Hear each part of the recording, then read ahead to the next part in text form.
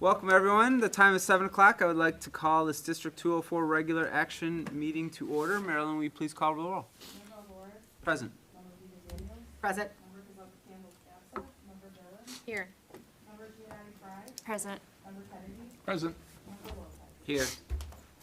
All right. I ask that we all rise and participate in the Pledge of Allegiance. Shall we march allegiance this evening? I pledge Allegiance to the flag of the United States of America and to the republic for which it stands, one nation, under God, indivisible, with liberty and justice for all. The flag was temporarily relocated, so we're adjusting this evening. Yeah. I feel like it could have had a little motion. Next time. You will supply the graphic. All right. Is there a motion to approve the agenda as presented? So moved. Second. All in favor? Aye. Aye. Opposed? Motion passes. Our next item is public participation. Marilyn, do we have anyone signed up? We do not. All right. Andrew? Andrew. Yeah. Yeah, Andrew.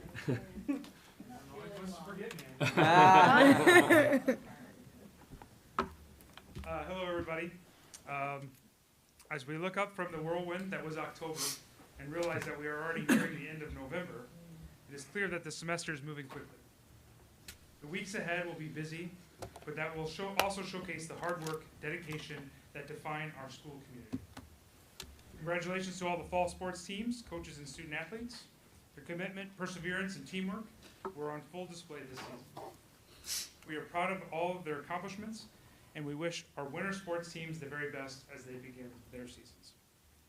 Last week, we had the joy of welcoming the class of 2030 during our kickoff event. It's kind of crazy to say in 2030. Yeah. It was energizing to see so many eager faces ready to become LT Lions.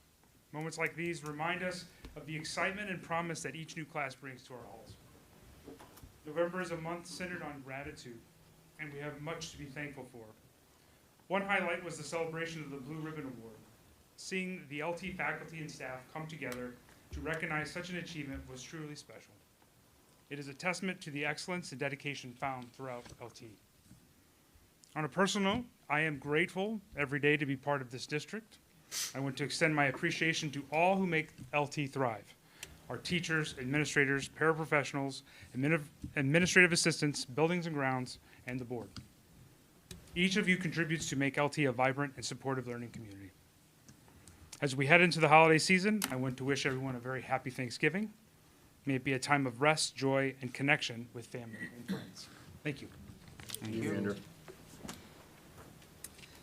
All right, that concludes our first public participation opportunity. Next is our student representatives report, Ria and Rohan Nagle.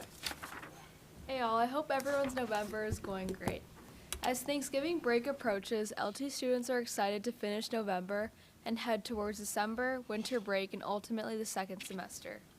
Last week, our final fall sports came to a close, with the girls swim and dive teams' hard work culminating in the state tournament, where LT placed 6th. With all fall sports now finished, some LT students look forward to winter sports, which started last week with basketball, wrestling, gymnastics, and more. Good luck this season. Over 200 students participated in the fall snowball retreat, enjoying their time outdoors at Camp McLean.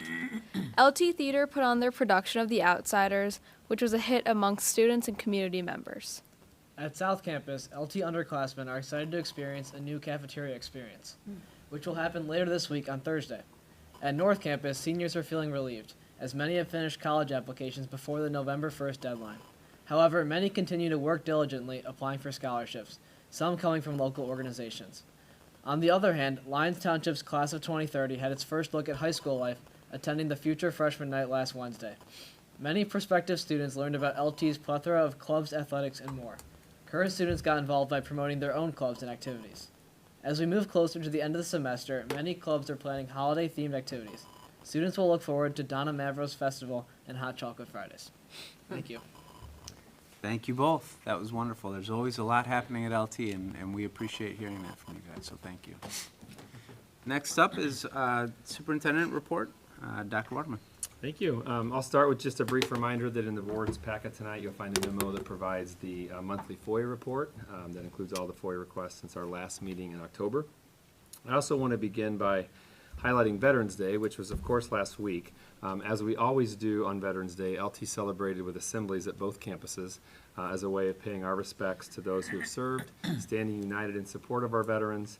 Veterans Day began as a day to reflect upon the heroism of those who died in our country's service. Today, we continue that tradition by paying tribute to the service, sacrifice, and contributions of all veterans. I want to especially thank Dr. Tyrell, Ms. Kostopoulos, Student Council, the LT speech team, and everyone else who played a really important role in last week's assemblies. And also just highlight that we have 72,000 alumni at LT, and that includes a really rich and heroic history of serving in the armed forces. If anyone knows of an LT alum who has served, please encourage them to share their military service information with us so that we can recognize them on our wall of honor, which is located right below us in the right outside the North Campus cafeteria. We have a complete database of LT alumni veterans detailing branch of service, years of service, graduation year, and any medals that were earned as well, and that's all accessible through a touchscreen monitor downstairs. The Wall of Honor also memorializes the history of military service at LT throughout our century-long history. And then obviously, most importantly, just want to thank each and every veteran, past and present, for all of their sacrifices. Well, after Rhea and Rohan talked about this, but after a 19-month journey, we are pleased to report that later this week, our staff and students are going to begin using the new South Campus cafeteria and common space. Our goal is to serve students for the first time on Thursday, but also invite our staff to come take a sneak preview of it on Wednesday afternoon. We have an early dismissal day. And so I want to first thank our current board members, but also our former board members for all of your support, their support for this amazing project. We are so grateful for our entire school community for funding this project, most importantly, but also for providing a lot of really critical input toward the idea. It was actually 3 years ago now, in the fall of 2022, that we went through a community engagement process, and that process identified cafeteria and common spaces, HVAC and AC and temperature control work, and restroom and accessibility upgrades as really 3 of the 5 primary objectives for future renovations at LT. So this cafeteria common space gets us closer to completing phase 1 of the entire Groundwork for a Brighter Future plan, which will ultimately be a 3-year, $46 million project. The last leg of that will happen next summer with the additional classroom air conditioning work here at North Campus.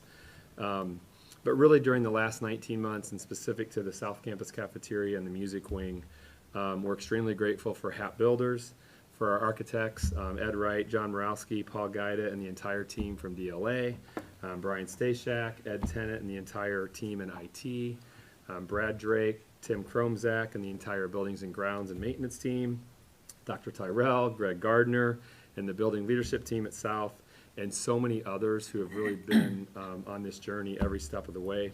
The conversations, the planning, the meetings, the emails, the phone calls, the critical feedback, all of that went into it.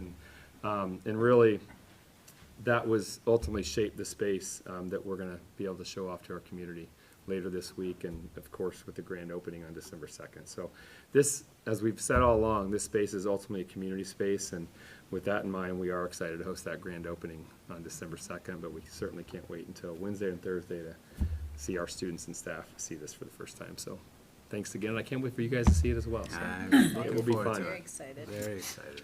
A couple other things. Saturday, November 15th marked the official statewide observance of School Board Members Appreciation Day in Illinois, which serves as an opportunity to show support for school boards as a collective group, but also to express appreciation for individuals who serve on school boards throughout the state of Illinois. You probably didn't know this, but there are 6,000 elected and unpaid volunteers who serve as school board members in Illinois, including, of course, all 7 of you. And I just want to share my appreciation tonight by publicly recognizing all of you for your service to the LT students, staff, and community. I feel really grateful to partner with all of you in the work that we do, and really just appreciate everything you guys do to lead, support, mentor, and guide this entire school community. So happy School Board Member Appreciation Day. Thank you. And then finally, at this time next week, our school will take a collective breath and begin to enjoy the Thanksgiving holiday break. So I just want to simply wish everyone a happy Thanksgiving and hope it is time spent with family, friends, and loved ones. And that is my superintendent report for tonight. Very good. I will tell you that I appreciate, and I'm sure I'm speaking for the board, that we couldn't do what we do without all the work of the people that you recognized, that Dr. Tyrell, our student leaders, and Andrew spoke about in their remarks, because it is you that are doing the amazing work, and we're just able to be a part of it, and I think that makes us all feel really good about it. So, Absolutely. all right. Well, thank you for that. All right, so now we'll move on to our unfinished business items and begin this evening with consideration of the approval of the 2025 10-year Life Safety Survey Plan. Turn that over to Brian Stacia. Thank you, President Alboris. So just as a refresher, we had initially reviewed this particular list of what's called violations and back at the Committee of the Whole meeting in November. When we did that, there was some additional clarification asked for by the board, which we have provided this evening, and that included sort of the A, B, and C, what those violations mean, or the priority categorization of those, what those mean and what that looks like. And then also some dollar amounts broken out by what those A, B, and C categories are.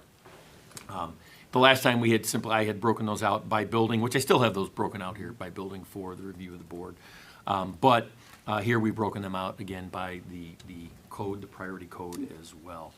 And so there were just a couple of changes after our board meeting. The architect, Ed Wright, had gone back and made a few changes to some of the prioritization codes, leaving us with 1A that's on the list now, the majority of them falling into the B category, and then a few in the C category. So basically at this point, with the majority of those falling into the B category, we are going to start looking at a plan to accomplish this work moving forward. I've already met with Ed Wright and talked with him about what we would be looking at completing some of this work next summer, so that we'll start to get on a system where we're looking at these annually going forward, and then have those completed within the next 4 to 5 years or so.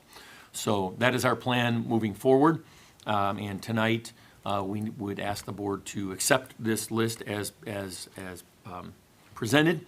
What will happen after that is we will then submit to the Regional Office of Education, and then the Regional Office of Education, or I should say, it's actually West 40 is I've been around a long time. It's no longer the Regional Office of Education, West 40, and then West 40 will submit to the State Board of Education for us, and there will be approvals for those along the way as we go. We have John Morawski with us here from DLA Architects. Ed Wright was here last time. Ed could not make it tonight. So John is here. Be happy to answer any questions that any of you have on this particular list. Did you have a question? I'm sorry. How does the final number compare to past surveys? So in looking at the last list, we had about $3.8 million of work on there. So this one obviously is quite a bit less than about half of what we had from the last time. And the list is, for me, a layman, I have no idea what I'm looking at for most of that. It looks pretty arduous. It's kind of the time frame of getting everything done. Exactly. So what we're looking at doing is, again, with those Bs, there's about a 5-year window of which you should complete the work. And so what we're going to do, the A will take care of really quickly here. We'll get that done and get that squared away. What we'll do is we'll kind of break down those Bs so that we're hopefully completing them in about 4 years. So if we put about $500,000 a year toward those projects, we'll get those completed over the course of that time period. Great. Thank you. Sure. And I was only just going to add that, so the last time that this report was done was 10 years ago. We talked about that. Was there any items from that list that still ended up on here, or was it? There are. There are, Yes, okay. there are. And I wasn't part of that conversation with that, like, this 5-year limit. Was there also then a 5-year limit supposedly on those items from 10 years ago? And then, like, because what happens, I mean, are we fined? Are we? No, there's no fine involved. like I said, we are, at this point, we're going to make the effort to make sure that we're getting these done going Okay. forward and move So on from some there. of these were definitely from Correct. before, okay, Yes. that never got finished. And then, thanks, Brian, and I appreciate you guys breaking it down and prioritizing. And for the life of me, I can't find A. Which one had A? Oh, there was They're one, so it's, tiny. it's for a science lab. Gas shut off. It's a gas shutoff, gas shutoff Okay. valves, I believe, in one of the science, and Just need to be one or multiple of the science labs that Like a we can get quicker, taken oh care wait, of. maybe I do see it now, I think. Oh my gosh, I think I just have to blow this up much bigger. 'cause It's tiny. 37. It is, yeah, I just thought as you guys were saying it, okay. Is that something like, since it's so health and safety and gas, like, do you have a timeline as to when? We'll would get be? that one done pretty quickly here. Okay. Yes, Seems, yeah. I think I asked this question last time, but I'm gonna ask it again. There's no relief funds or grant funds for school districts with these kinds of items. So it has been a change in the law that was about a year ago. And what they allow you to do now is to borrow money for these. There's really kind of three ways of funding them. Number one is you fund them out of your operating funds, right? That's one option. Number two is you levy in your life safety fund to do that. However, if you levy in your life safety fund on the tax levy, which we're going to talk about shortly, Right. that money has to come from the aggregate total amount of your levy. So you are simply just taking a section of your levy and moving it over to your life safety fund, which you can accomplish the same thing by putting it in your O&M fund and Right. running the projects out of there. And then thirdly, now they have this other opportunity where you can borrow money, like we did like the bond sale a few years ago. Right. And it doesn't count against your debt service extension base, but you are borrowing money and then you're paying back interest on that as well, like we are with our bond sale as well.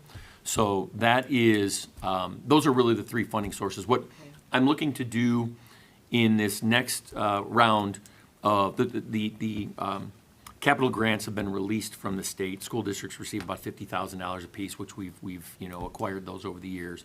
And so what we're looking to do is, with the projects that we would put together, based on these, for next summer, use some of that $50,000, use that $50,000 toward these projects as well. So that's a good use of those funds and a good use of that particular, obviously coupled with the district money, doing it that way. Okay, okay. And I know historically, we do have a line item for our operating expenses that usually covers things like this every do. year. Correct. Okay. And so I guess the only question I had remaining, aside from what was already asked, is the priority Cs. Are we still, there's no requirement necessarily or timeline for those things that are recommended. Do we still see that some of those would be something we'd want to complete over the course of the 10 years? Yeah, I think that the priority is to knock the A's and B's out. Yep. And then look at the C's. And then if an opportunity presents itself along with the B's, one of the B projects, get it done then. Or leave the C's until the end and then say, okay, what's left off of this recommendation list?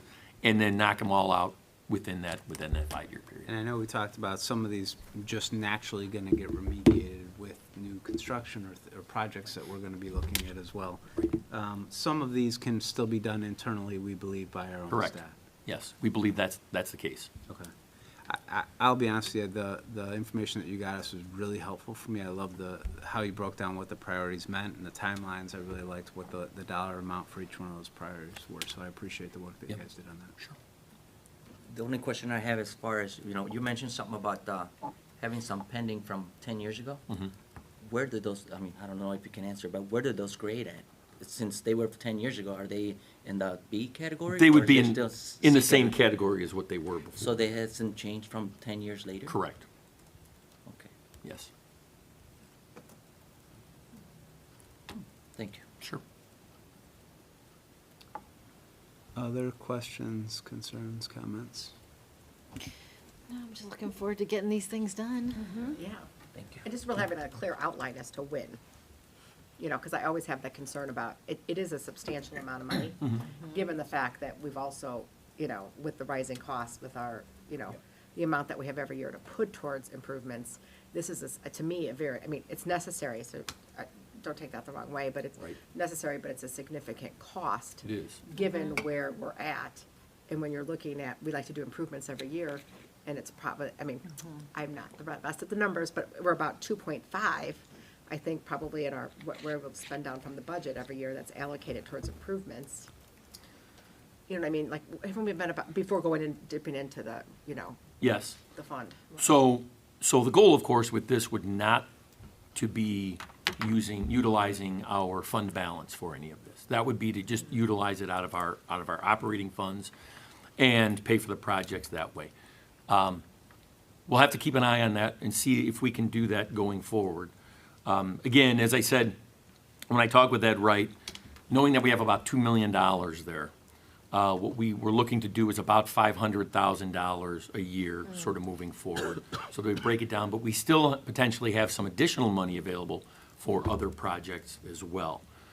Because there's roof replacements that have to be done, you know, other items as well. So we're going to continue to keep this at the forefront, along with additionally spending other monies on other projects as well that have to get done. And just like, because aren't we about like 2.5 to 3 million a year that we spend without going into the fund balance? Well, maybe. Depending upon where we are, because our Correct. insurance costs. Yes. So on the Yeah. high end. Right. Yeah. So I guess my concern then comes back to, I know I've said it before, is, you know, the funding for this is, you know, we are at a point where there's, you know, it's concerning with the funding. Right. You know, like, Yes. are we gonna be at a point where we can still keep up with all of these improvements? And not even, health and safety things, like a leaking roof, Yeah. you know, like to be Right. proactive without, you know, the referendum. Right. Which, And that's why we'd be looking at like a 4 or 5 year timeline to address these, because at 2.5 million, if we're able to allocate $500,000 Right. a year out Right. of that 2-ish but hopefully million. we can't, but there's nothing, I Right. mean, that, we don't know what, I mean, Best I wanna case. say Right. knock on, Right, you know, and wood Big here. looking for opportunities in other projects that, where we can tackle some of this. Exactly. Right. But yeah, I mean, that's just my, you know, obviously it needs to be done, and it's great work that was allocated, I think, really helpful to see it all spelled out, but it's just, that is a concern to me. It's, And when we look down at the future as to, you know, the cost. Sure. And things keep rising. So right Right. now, it's what is it, almost 2.3 Not right gonna now. be cheaper in 4 years. No, No.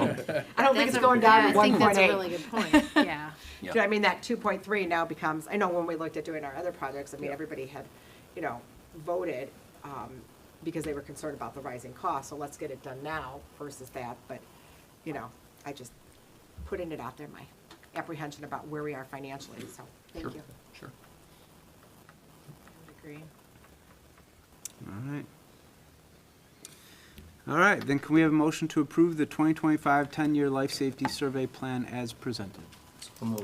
Second? Marilyn, will you please call the roll? Yes. Yes. Yes.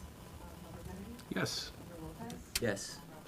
Yes, motion passes. Thank you, everyone. Thank you, Brian, for that work that you did on that. And so that concludes our unfinished business. We will now move on to our new business. First agenda item is consideration of approval of the 2025 tentative tax levy. Brian Station. Thank you, President Alboris. So the last time when we talked about this back at the committee of the whole meeting in October, we went through all of the math. I took you through how we arrived at all of our numbers. And so today I'm really just going to focus on page 28, which, with any luck, is the proposed 2025 tax levy. And so on the far right-hand column, column L by the spreadsheet, you will see the proposed levy amounts in each one of the operating funds that we utilize. And so, just kind of going down the list, the education fund, $71 million, O&M, $10.5 million, transportation, $3.698, almost $3.7 million, Social Security, Medicare, $1.6 million. I'm sorry, IMRF is the 1.6. The Social Security, Medicare is 1.7, and then Special Education Fund, $405,000, for a total of $89,045,667, which, as I point out just below that, is an increase of $3.65 million over the prior year, or 4.28%. And so, again, as you may recall, we are capped by the Consumer Price Index of the prior year in December, which is 2.9%. So that 2.9% number is the number in column H of $2,476,000. But when you add in the proposed $60 million of new property, that's the number that then gets you up to the $3.6 million, or the 4.28% increase. Now, again, $60 million is going to provide us enough of a levy that we're not going to miss any of those dollars in the year that they roll onto the tax rolls. I doubt it's going to be $60 million. It's probably going to be something less than that. But we do that so that we're covered and capture all of those dollars on the tax rolls in that first year. So again, that's a 4.28% increase. The only change that I've made to this is that I've updated the amount for the bond and interest levy in column H on line 28 to $3,021,000. And so that one is now updated and has the actual number, which, by the way, will also require a separate levy, the supplemental tax levy. So I'll be presenting that to the board at the December committee of the whole meeting, and then asking the board to approve that one in its final version at the regular December meeting, because I will file both levies, this levy and then the supplemental levy for the bond and interest fund, with the county in December of this year. And so that then gets us to a total levy down there at the bottom on line 34 in column L. I'm sorry, it's line 33. No, it's not even. It's line 31. I apologize. Of $92,066,966, a total increase of $3,722,000 on the operating levy plus the bond and interest levy, with a total increase of 4.21%. And so what happens at this point is we ask the board to approve the levy tonight as presented. It's in its tentative form. We will then, again, as I pointed out before, because we are less than 5%, we are not required to hold a truth in taxation hearing. However, the boards here in the district have had a history of having those truth in taxation hearings regardless of whether it's 5%, above 5% or less. So we would continue to move forward with that process. And so we will advertise in the newspaper the hearing. We'll put that information on the website. It's required to be advertised in the newspaper no less than 7 and no more than 14 days before the adoption of the final levy in December. So we'll make sure we take care of that. We'll hold a public hearing at the December meeting and then come back and adopt the final tax levy, which will look exactly like the numbers that we have here, because I don't believe that there will be any changes to them. The only other point I would point out here is that this is still based on the draft of the 2024 levy information from Cook County. I should be receiving the final version of the levy from Cook County here at any point now, because you may have heard the tax bills were finally printed and are on their way out and are going to be due December 15th. So it was my understanding that they were going to have those out, I think, by Friday of last week. So with that being the case, they still hadn't updated our 2024 levy to its final version, so we are going to have to wait for that. But once I have that, I'll review it. I don't think anything's going to change from the draft that I have here today. If it does, I'll let you know, but hopefully not, and we'll be able to move forward with all the numbers as we have here. So that's the only caveat to that. That being said, be happy to answer any questions on the information presented here. So again, it sounds like it's just another step, but we're not finalizing things as of yet because we don't have the final numbers yet. Right. So- And again, the process is such that we adopt a tentative in November, and then estimated tentative, whatever they call it these days, and then we adopt the final in December. Yeah.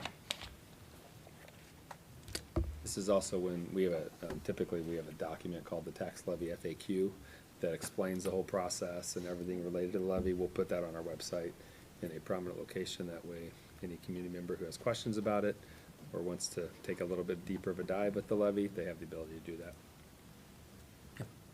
Always very thorough. Thank you. All right, if there are no questions or comments or concerns, can we have a motion to approve the 2025 tentative tax levy as presented? So moved. Second?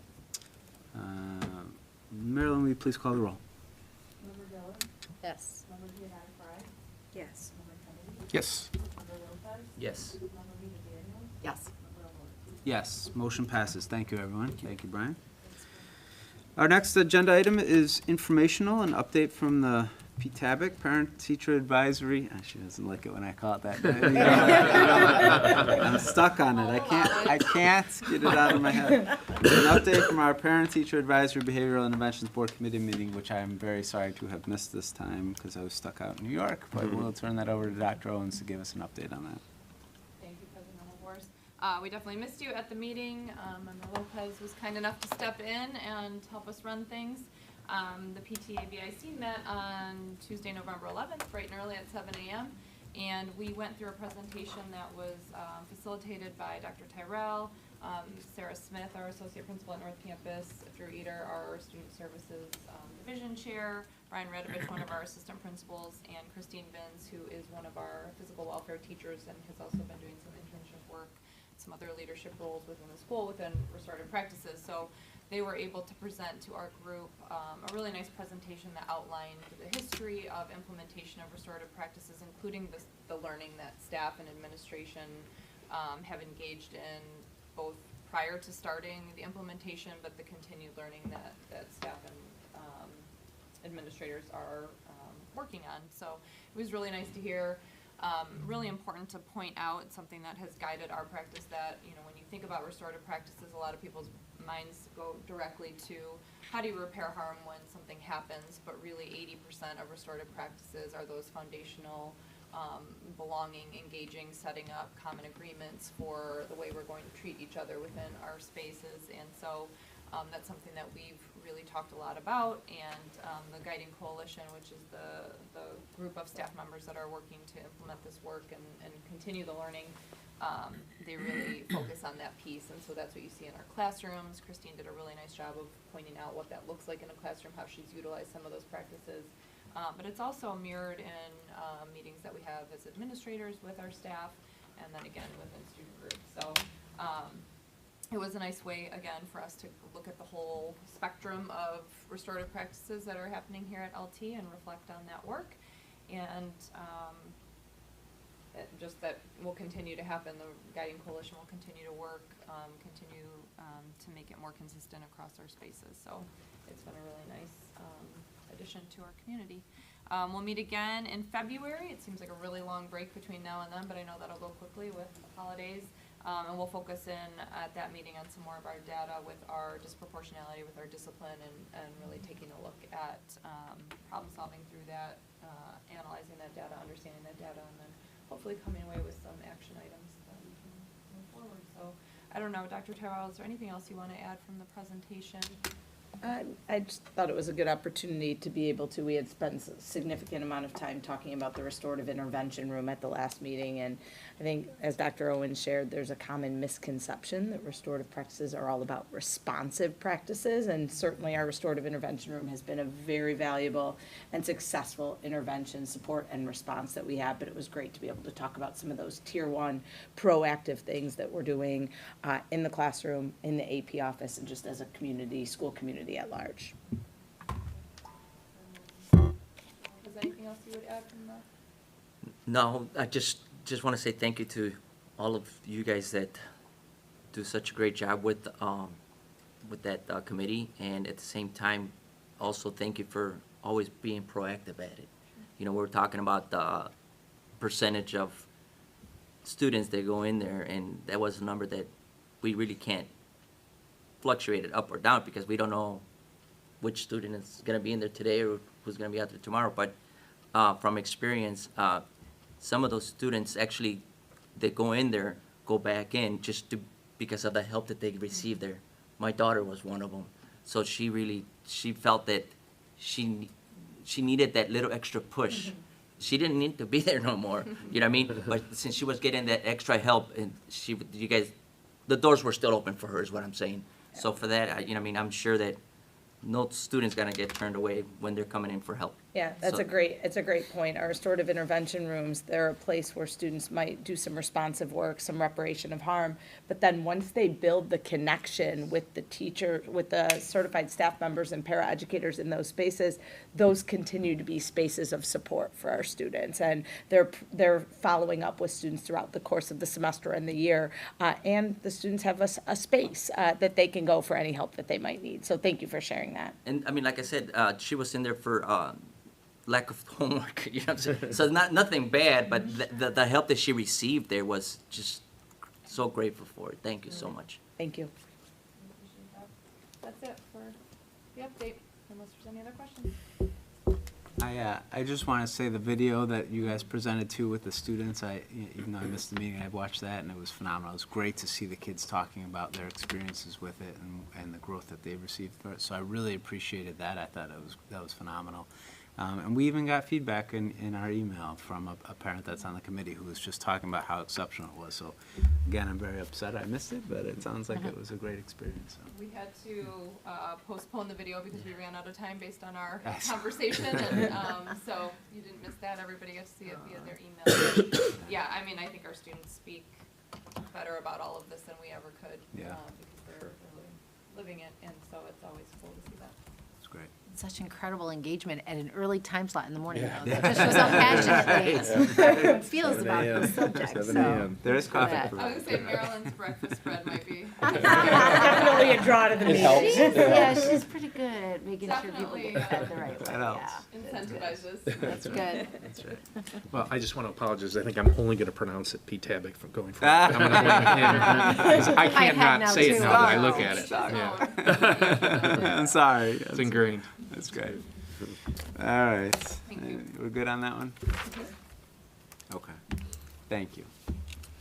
All right, so we have now reached our consent agenda portion of our meeting. Our consent agenda includes the following items: payment of bills and financial statements for LTHS and LADSI for the month of October 2025, approval of human resource items for LTHS and LADSI, review and approval of meeting minutes, approval of overnight student travel as recommended by the administration.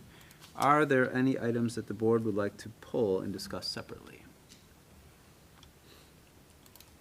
Nope. All right. If that's the case, can we have a motion to approve the consent agenda as presented? So moved. Do we have a second? Second. All right. Marilyn, will you please call the roll? Yes. Yes. Yes. Yes. Yes. Yes, motion passes. Thank you, everyone. And next is our second opportunity for audience members to give comments or feedback to the Board of Education. Marilyn, do we have anyone signed up? All right. It is 7:37. May I please have a motion to adjourn the meeting? So move. Second. All in favor? Aye. Opposed? Our meeting is adjourned. Thank you, everyone. Have a great evening. Happy Thanksgiving. Happy Thanksgiving.